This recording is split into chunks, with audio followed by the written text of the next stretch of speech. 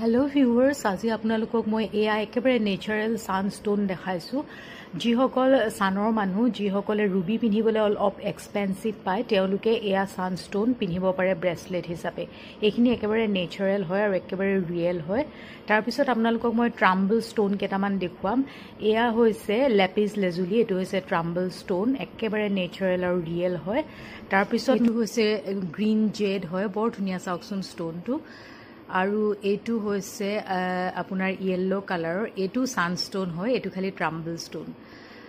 আৰু নেক্সট এটা red colour stone দেখাম এটু হৈছে ৰেড জেস্পাৰ এটু স্পেশালি মঙ্গলৰ কাৰণে পিনে আৰু সানস্টোনটো সানৰ কাৰণে পিনা হয় যিসকলে ৰুবি পিন্ধিব নোৱাৰে আৰু এইটো হৈছে